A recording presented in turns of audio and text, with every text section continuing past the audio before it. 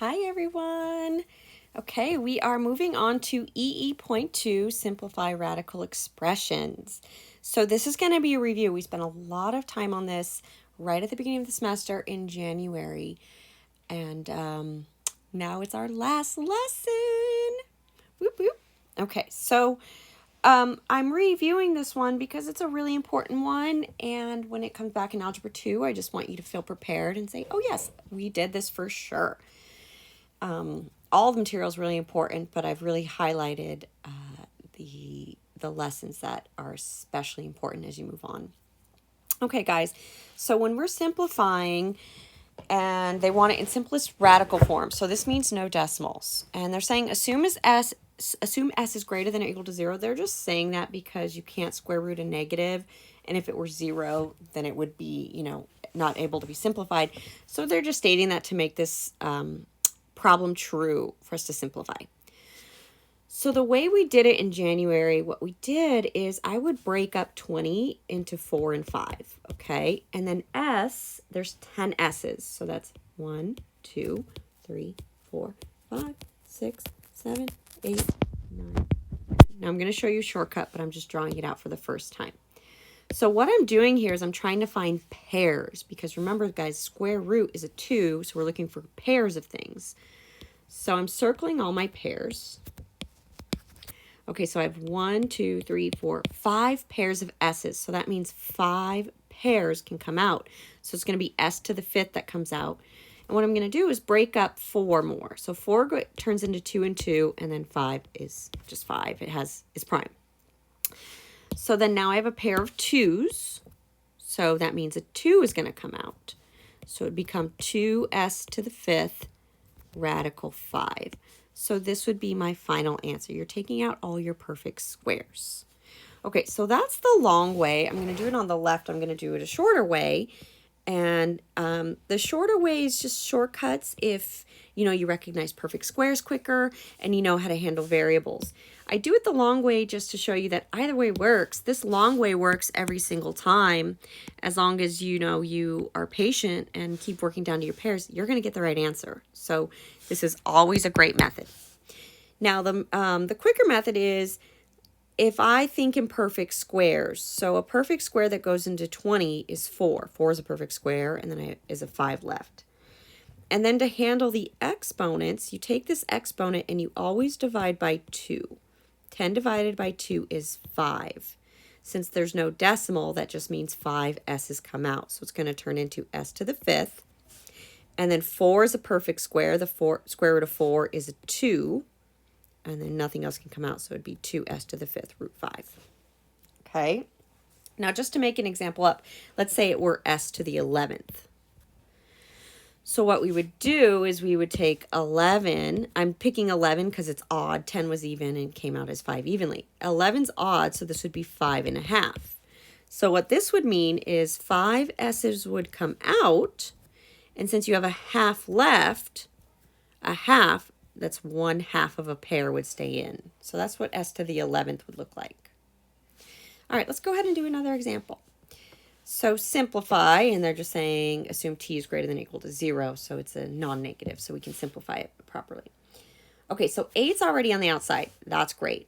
Now, let's go ahead and think in perfect squares. What goes into 50 that's a perfect square? Well, 25. So I'm going to break that up. 50 is 25 times 2.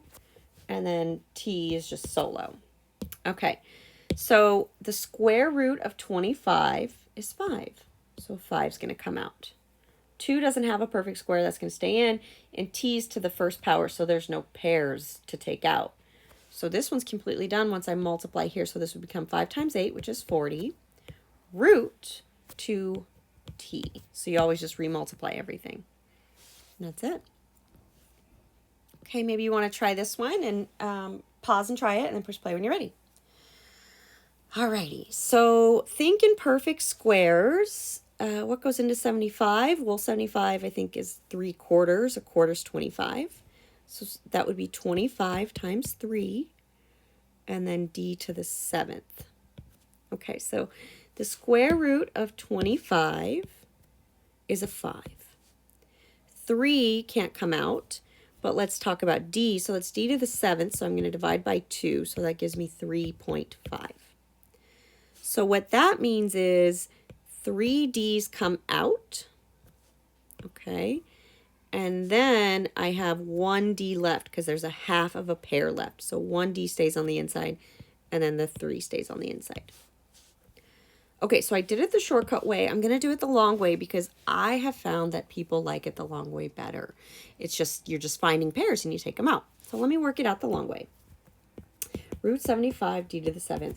I'm going to get the same answer, which is just important to stress because you get to pick which method you like best. Okay, so say 75, you're like, I don't know what goes into 75. You didn't think of 25 and 3. And you're like, well, I know 75 is divisible by 5. So you're like, okay, well, 15 and 5 make 75. And then D, I have 7 Ds. 1, 2, 3, 4, 5, 6, 7. Okay, I'm going to take out my pairs of Ds. 1, 2, 3 pairs. Okay, so that means 3 Ds come out. And what I'm going to continue doing is break down 15. So 15 is 5 and 3. And then I'm going to bring down this 5. All those D's came out. I just have this single D left. Okay, I still have pairs to take out. I'm going to take out my pair of 5s. Even though they're not next to each other, they're still a pair of 5s. So it's going to be 5D cubed root, and whatever's left, just remultiply 3D. So guys, notice I got the same answer both times. And I don't think any method's better than the other. They both get you to the right answer, and that's what's important. Okay. Simplify again. So what goes into 63? Well, that's 9 and 7. Okay. And then we have s to the 6th. So what we can do is we can take care of that right now. 6 divided by 2 is 3. So that means 3 s's are going to come out. Okay. And then the square root of 9 is 3. So a 3 comes out. 7's prime, so that's just going to stay in. 3s cubed root 7. All right, why don't you try this one on your own and push play when you're ready. Okay, so this is 6 root 45 v squared. So 6 is on the outside. I'm going to break up 45, that's 9 and 5, and then v squared. You know, let's just go ahead and handle the v squared. 2 divided by 2 is a 1. So 1v is going to come out, so that becomes 6v. I handled the v's. The square root of 9 is a 3. So a 3 comes out. And 5 does not have any perfect squares. So what I need to do next is multiply everything together. 6 times 3 is 18v root 5. And that's it.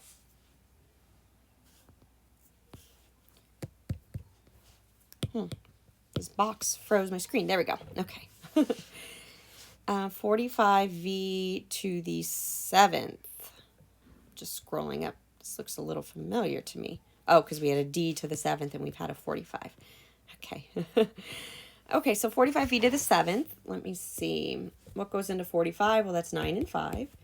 And then v to the 7th, guys, if you don't like doing the division thing and you're like, oh, that's 3.5.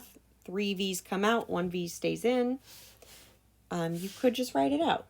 So you could go 1, 2, 3, 4, 5, 6, 7. It always works writing it out. So notice I'm going back and forth between methods because I just want you to get comfortable with both. All right, so I have 3 pairs of v's. So v cubed. Square root of 9 is a 3. And then whatever's left stays in. So that would be root 5v. That's it. And just to reiterate, the 3.5 that comes here, that means 3 v's come out and 1 v stays in, which is the same scenario we have here.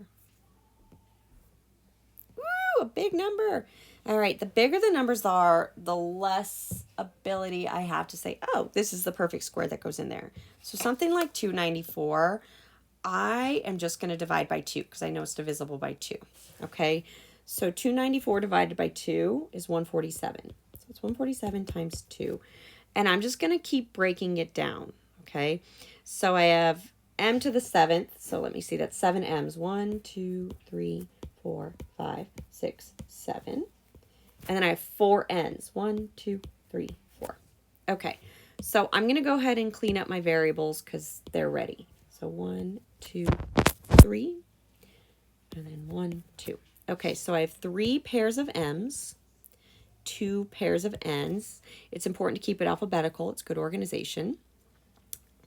And then what's left inside is the solo m, so don't lose it. I'm writing it on the end.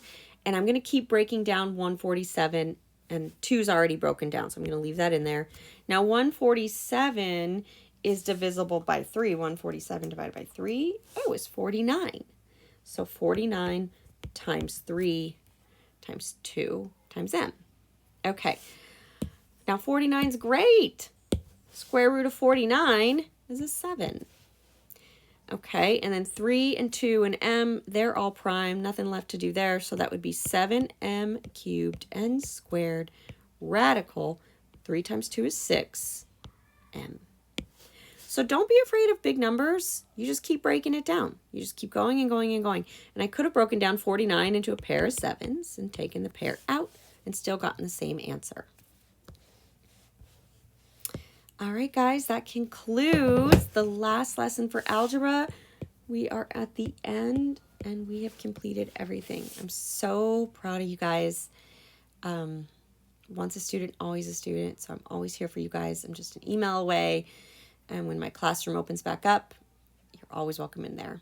Wishing you all the very best, and great job.